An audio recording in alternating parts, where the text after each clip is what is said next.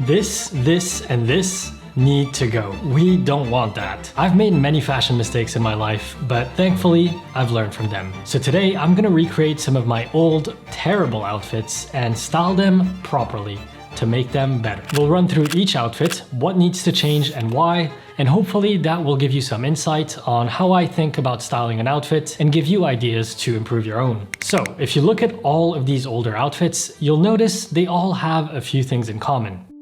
Number one, not understanding proportions well. When I first developed an interest in fashion, I made the same mistake many people do. My understanding of proportions was simplistic at best, because one of the first things you learn is fit. You get this idea instilled in you that there is a certain way every item needs to fit, and you need to achieve that perfect fit. So for a while, I laser focused on that. I learned that a t-shirt should have the shoulder seams right where your natural shoulder ends, that the sleeve should end mid-bicep.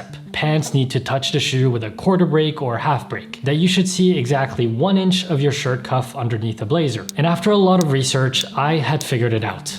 I finally knew how every single piece of clothing had to fit. But little did I know, that was barely grazing the surface of what this vast world of fashion and style has to offer. It turns out there isn't one specific way every piece of clothing has to fit. You can have straight leg trousers just like you can have wide leg trousers, or slim or tapered. T-shirts can have a classic cut, but they can also be slim, oversized, or boxy. Hoodies can have a drop shoulder. Coats can have padded shoulders or unstructured shoulders. The possibilities are endless.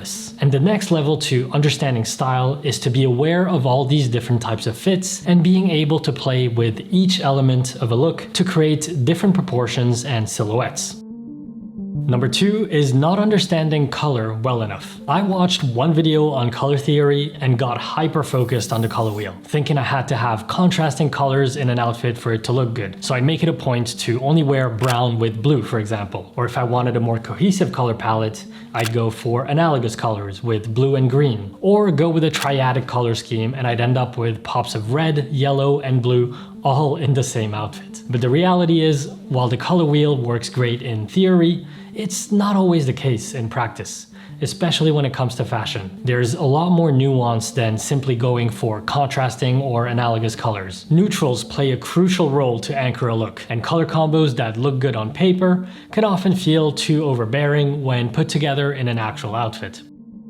Number three is not understanding the impact of materials on cut. For example, if you look at an unstructured cotton blazer versus a structured wool blazer, the difference in the drape, which is how the clothes fall on your body, will be immense. And this is something I learned to pay attention to the more I learned about fashion. I used to look at outfit pictures online for inspiration and thought that I could simply recreate those by getting the same pieces without noticing and understanding the different elements at play. I'd see an outfit with a black turtleneck and a black coat, and I thought all I needed was any black turtleneck and black coat to recreate the outfit. And I'd end up looking nothing like the original outfit. And that's because I wasn't properly noticing and understanding that the proportions of the coat needed to be a certain way. The shoulder needed to be slightly wider with enough structure that it would drape well. The sleeves needed more room to allow for the knit to sit nicely inside. And the trousers needed a wider cut around the thighs and a precise taper,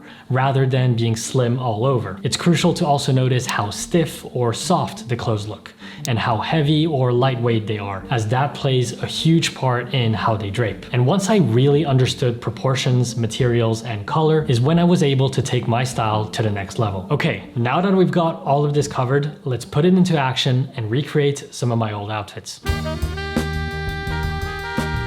Okay, looking at this outfit, I can immediately tell you why it doesn't work. I paired an oversized t-shirt and a fairly baggy denim jacket with the skinniest jeans known to mankind. Add the backpack and even the voluminous hair with the man bun, and you can immediately see that it's a very top-heavy outfit. I'm not even hating on skinny jeans in general, but in this outfit, it's just a little too extreme of a shift between the top and bottom half. So instead, let's go for some more relaxed fitting jeans, give the thighs some breathing room. For shoes, I'll go for similar black black boots, and then I'll still go for an oversized white tee. This one is from my brand. I think it works with the aesthetic of the look, and the black and white combo works well. Now for the jacket, I'm gonna go for this dark gray, slightly cropped jacket from Cole Buxton. You could also go for a black one, but I like the change of color, especially when going for 2 denim pieces. I think going for slightly different washes looks better. Now let's add a backpack just like in the original outfit. I think it's a good choice of bag for a casual outfit like this. And we can finish off with a little accessory. This black cap will tie in with the rest of the black pieces and round out the look nicely. See how some small changes can make a big difference in the overall look. Okay, there's a lot going on in this outfit. First of all, the choice of color is not the best. The tan color of the cap and the sweater are very close to my skin color, which washes me out. 2, the knitted cardigan looks just a bit odd on top of a knitted sweater. I feel like it would have been better to contrast the textures. And 3, again, it's quite a top-heavy outfit with the chunky oversized scarf. So let's recreate a better version of this. For the bottom half, I'm gonna keep the idea of blue denim and white sneakers, except we'll swap the dark wash slim fit jeans for some light wash straight leg jeans with a more relaxed fit. Then let's swap the knit for an off-white one, which will look much more flattering against my skin tone, and same with the cap. This creamy one from Local Space will look cohesive and also add a little pop of color that ties back in with the blue jeans. Finally, for the scarf, instead of this multicolored one, which I find a bit too distracting with the outfit, we'll go for a chunky scarf in a single plain color. And there we go. I think this is a lot cleaner and a more balanced outfit than the previous one. When we talk about style, we often focus on what people see on the outside, proportions, color, materials, but the invisible is just as important as the visible. How the clothes actually feel on you, especially the ones that directly touch your skin. If your base layer isn't comfortable and well designed, you're just not gonna feel good in your outfit. And that's why I'm glad to be able to partner with a brand whom I genuinely go to for all of my undergarment needs. And that is Skims. You might have seen me wear their tank tops often, and those are fantastic. But for today, I want to bring your attention to their incredible underwear. To be completely honest with you, I had not changed my brand of underwear in over a decade until I discovered Skims last year. And since then, that's all I've been wearing. Made from a cotton and modal blend, they are exceptionally soft and breathable. And their fit is great and really flattering. So if you're looking to upgrade your underwear drawer, I would highly recommend checking them out. Just click the link in the description to shop Skims Men's at skims.com. And after you place your order, just let them know I sent you by selecting YouTube under survey and clicking on my channel in the drop-down menu.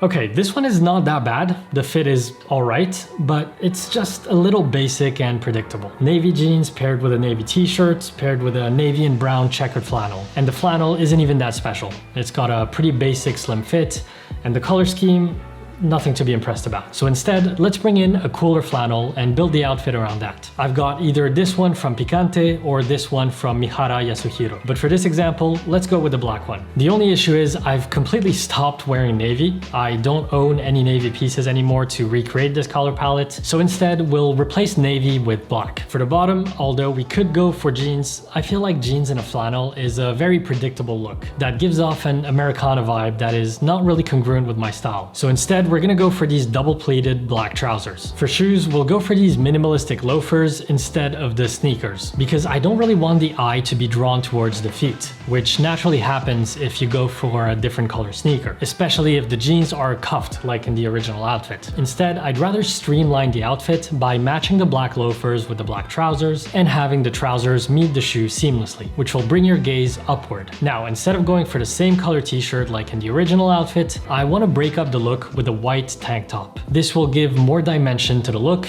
and emphasize the contrast between the different layers. Quick tip, when layering, it usually looks best to wear your lighter colors closer to the body and your darker colors further away. This isn't the case 100% of the time, but it's a good rule of thumb most of the time. And that's the outfit. Similar idea as the original, building around the flannel as a statement piece, but this looks a lot more streamlined and intentional.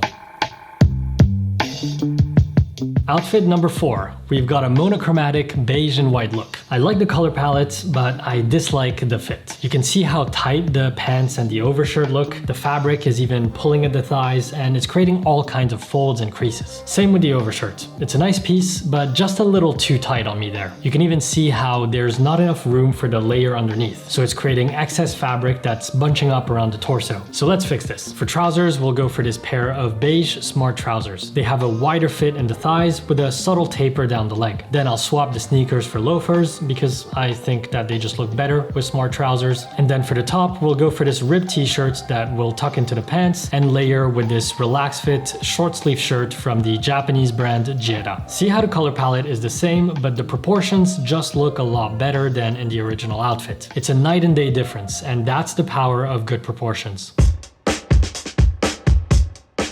Oh wow, we are ending on a banger.